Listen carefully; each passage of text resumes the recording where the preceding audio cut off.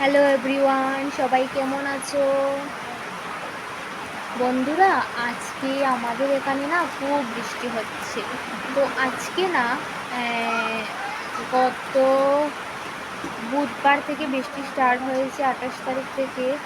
আর বুধ, বৃহস্পতি, শুক্র, আজ শনিবার, 28, 29, 30, 31, 4 দিন চলছে বৃষ্টি লাগাতার।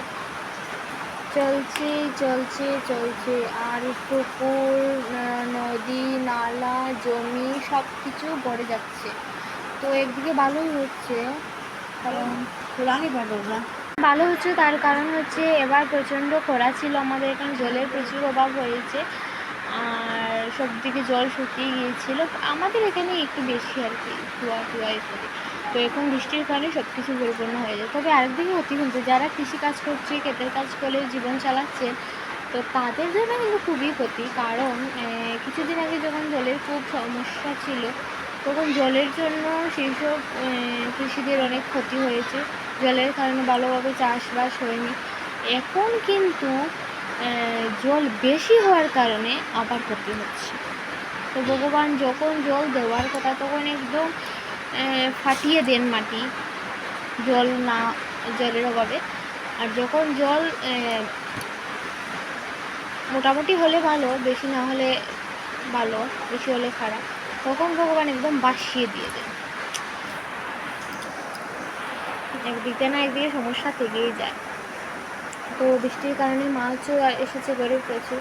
তো কালকে শুক্রবার ছিল, আমরা জয়গুরুর দীক্ষিত, তো নিরামিষ। তারপরেও মাছ করে কিনা হয়েছে, ওখান তো সেগুলো রাখতেই হবে, না রাখলে আবার অনেকের মনতলা হয়ে যাবে।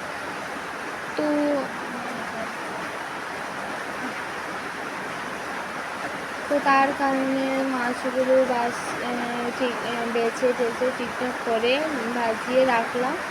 আজকে শনিবার, আজকে সেগুলো দিয়ে রান্না করা হয়েছে।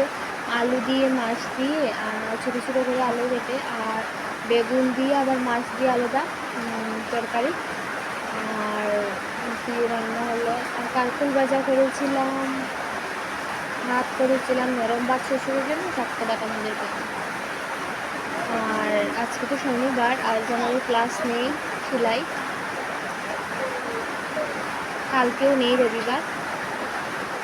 আর বৃষ্টির মধ্যে কী করবে, কিন্তু বাকি কাজকর্ম তো করতেই হয়, বৃষ্টি হোক, যা যে পরিস্থিতি হোক, খেতে তো হবে, চলতে তো হবে জীবনে। তো চলতে গেলে, খেতে গেলে, যতদিন বেঁচে আছি যা কিছু প্রয়োজনীয় করার, এইসব কিছু তো করতেই হবে। তাছাড়া আজকে শনিবার, মা বিপত্নাশী পূজাও দেওয়া হয়েছে, আমাদের করে হয়েছে।